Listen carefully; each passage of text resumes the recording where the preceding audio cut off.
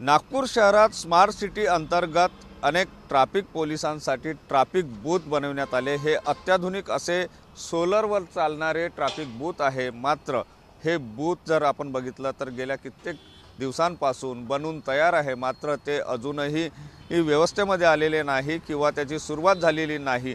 त्यामुळे हे बूथ सुरू करायला काय नेमका प्रॉब्लेम आहे, कारण आता उन्हाचा तडाखा वाढत आहे। हे नागपूर शहरातली ट्रॅफिक व्यवस्था जर बघितली तर मोठ्या प्रमाणात ट्रॅफिक व्यवस्था असते। अशामध्ये हे पोलिसांना अत्याधुनिक बूथच्या माध्यमातून ट्रॅफिक व्यवस्था नियंत्रित करता येऊ शकते। मात्र हे इतके अत्याधुनिक प्रकारचे बूथ बनवले असताना सुद्धा हे बूथ अजूनपर्यंत सुरू झाले नाही। महानगरपालिका नेमकं कुठे महानगरपालिकेचं घोडं अडलेलं आहे हा सुद्धा एक प्रश्न आहे।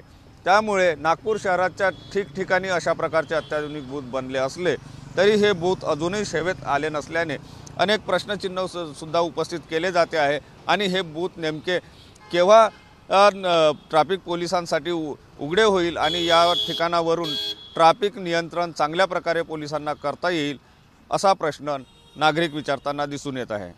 कॅमेरामन साईसह सुनील ढगे, TV9 मराठी, नागपूर।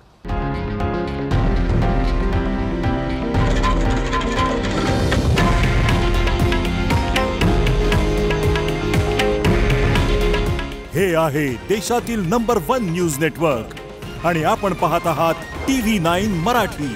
काळजी तुमची, हित महाराष्ट्राचं।